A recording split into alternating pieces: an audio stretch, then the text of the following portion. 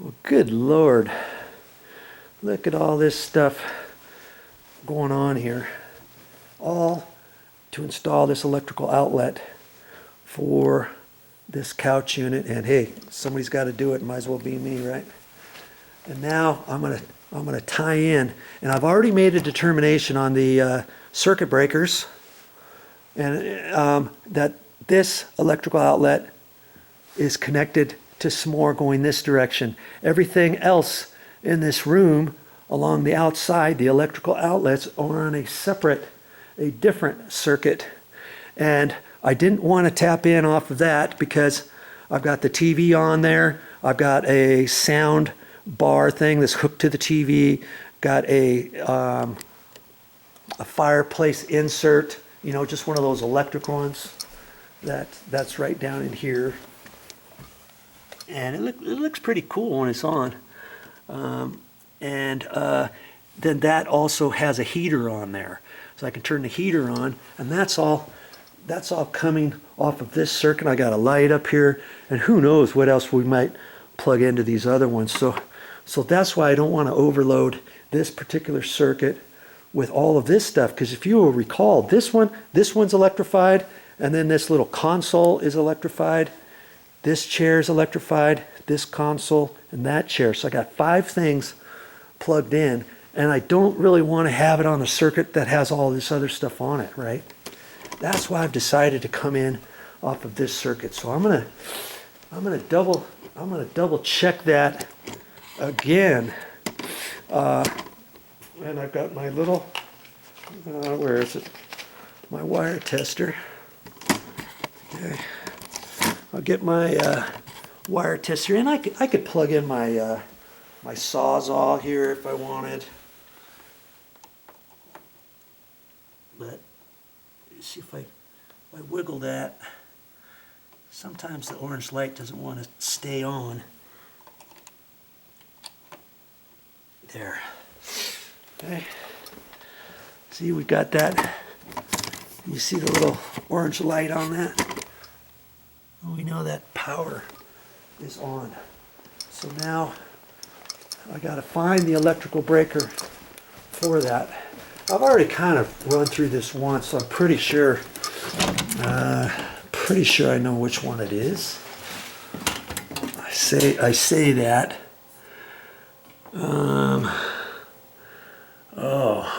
I'm pretty sure, but I'm not so sure. I think it's this one, exercise plugs. So I count down 1, 2, 3, 4.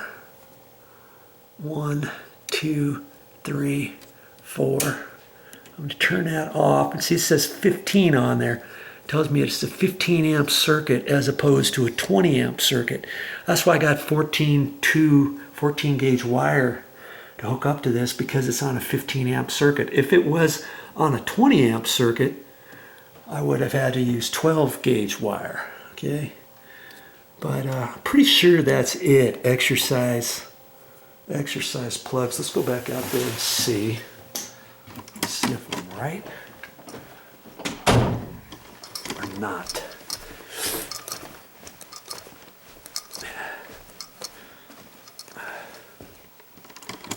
And the lights off.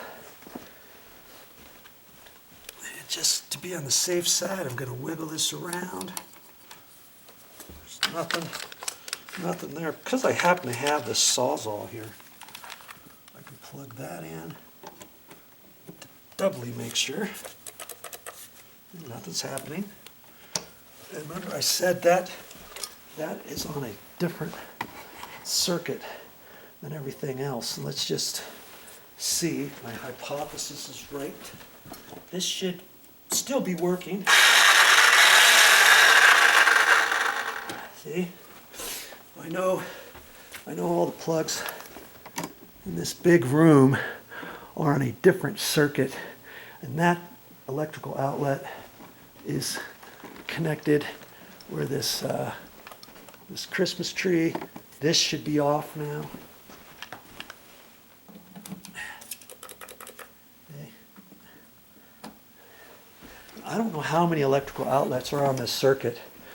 this outlet should be on that same one. I've got one underneath or behind this couch. That one's off. And see, this is what they called the exercise room. And I'm not sure. I was gonna check. I'm gonna make the assumption this is probably on there too. Nope. That's good to know. But right now the refrigerator is off, and I'm not sure if that's on that circuit or not.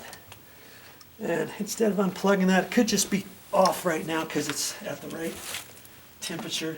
I'm going to plug it in to the top half of the plug of the outlet and see. Good, good, that's good. I like that because that tells me the circuit I have off are only controlling a few outlets. And I'm gonna guess, let's just see, I'm kind of curious if this is on that circuit too. Not like we use that circuit much, or that electric outlet. And these bedroom ones, they could be on that, or they might be on a different circuit. We'll see. We'll see. Okay. Well, that's good. Let's just check one more over here. Just for kicks. Okay. That's actually really good, because a lot of times electricians will install maybe 10, 11 electrical outlets on one circuit. Okay. And here we know, and I think they called this the exercise area, and one there, and the one over there. So there's probably only 4. Oh, and one here. Okay, 1, 2. Oh, no, that's 3, 4. 4 outlets on one entire 15 amp circuit. And probably because they called this the exercise room, they didn't know if somebody might put an electric treadmill in here or something else, a stair climber, or any other machines in here that might have taken up more power. You could have 2 stair climbers in here, or who knows what else. A Peloton, you could have a Peloton on one location. You could have the treadmill thing here.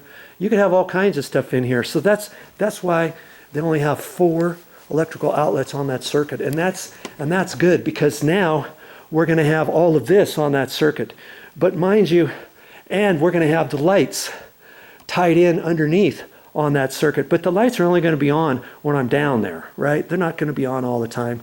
This is going to be powered up, but it's not like there's 3 people in here up and down, up and down, up and down all day long on all 3 of these with all kinds of equipment in here, let's say. Then you could have a possibility of overloading the circuit.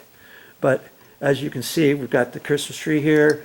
That's only on for a couple months out of the year.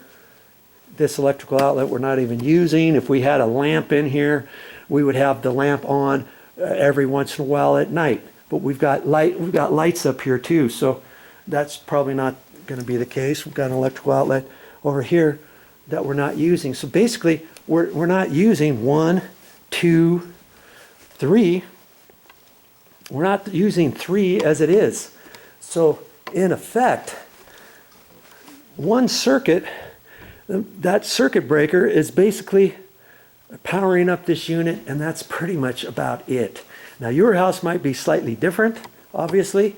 You just have to go around, and that's how you do it. Turn off an electrical outlet, one breaker that says for plugs or something like that, and then go around and see how many plugs are on that circuit, how many outlets are on that circuit, and you'll be able to come up with an idea. And see, here's the other thing.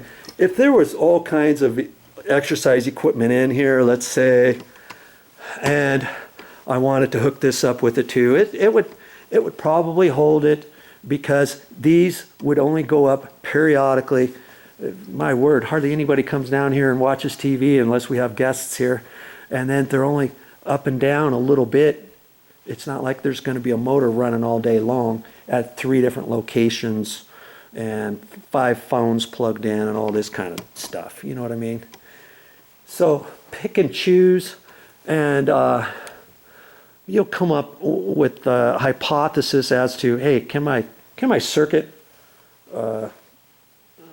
work this or not? I would have more of an issue if all of this was hooked up with all that stuff on, as well as all the outlets around here. No, I don't know what we're going to have here later on. We might have different things plugged in, and then all of a sudden we overload the circuit and the breaker trips and stuff, you know, for all this stuff, because we've overloaded the circuit with way too many things.